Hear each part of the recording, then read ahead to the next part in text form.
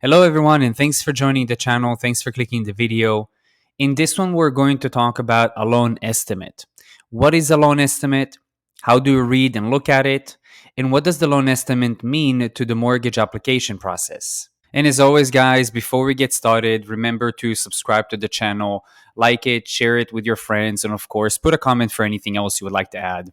Now let's go ahead and review our subject. So first thing we need to know about a loan estimate is that it's the first legal document a mortgage company must provide the client within 3 days from the day the client completed his or hers loan application, and it must be delivered to that client electronically or by mail. And when we look at the loan estimate, we need to remember that it's our first initial set of documents showing us the loan structure based on our qualifications and features we chose for our loan.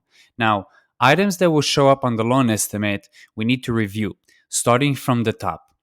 Mortgage program and term, fixed rate or adjustable, home value, loan amount, rate, monthly payment breakdown, escrow, yes or no, cash to or due from the client, and closing costs. Now let's take a look at how these items appear on a loan estimate. Now here we have an example of one. So the first two items we're looking at is the mortgage program and term and fixed or adjustable rate.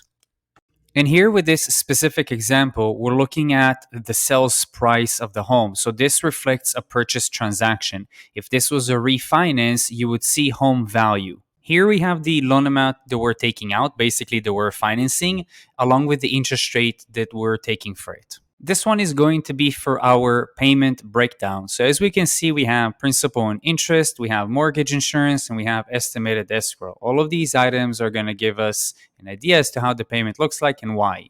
And speaking of escrow, here we have if we're collecting or not collecting and which one we are or aren't. So we have property tax, yes, homeowners insurance, yes as well. And the last item on this page is cash to or due from the client. Now, as we can see, we are showing $16,054 for basically estimated cash to close. Now, it's important to add that if there is a minus sign before the cash to close, that means that the client is receiving cash. In the picture we have, we show no minus, so the client again is bringing the cash to close. So now that we've covered our first page of the loan estimate, let's go ahead and review our second page. This one is called closing cost details. Now, to simplify things, what we're going to do is we're going to break down those closing costs into two parts. Okay, so on with the fun part of this particular side of your mortgage transaction. So this is our closing cost details. And the easiest way to go about looking at this is we're going to start on the top left side of the page where it says origination charges.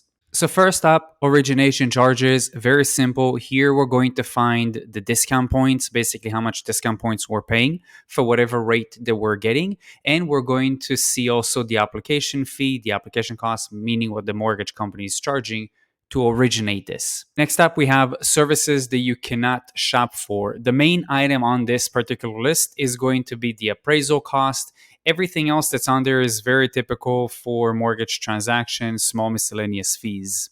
And the last section here is section C, services that you can shop for. For anyone that hasn't seen this before, this is everything that has to do with the title work of the mortgage transaction. So again, third-party fee. It's also worth noting that these items over here on the left side can be negotiated either up or down, but it really just depends on the type of transaction, if this is a purchase or a refinance. And on to the right side of our page. So basically everything that's on the closing cost details here is primarily going to be for state type costs, property tax, and then also for homeowners insurance setup. Now, our first section on this side of the page is section E for taxes and other government fees. This particular box is going to contain anything that the state itself is charging to do this particular transaction, and also any type of recording fees with the county clerk. Section F is going to be for prepaids. This box is going to be set up for anything that comes due within 60 days after the mortgage transaction closes, meaning funded. Again, it's primarily going to target property tax and homeowners insurance that are due to be paid. And last but not least, we have section G for initial escrow. Here we're going to collect specifically for property tax and homeowners insurance, but a certain amount of months in advance based on the due dates of each one of those. And our last page of the loan estimate is called Additional Information About This Loan. Now, I typically point out two things. One, it's the APR. That is a rate calculation that's based on the new mortgage rate, the loan amount, and third party closing costs. The second thing is the late fee.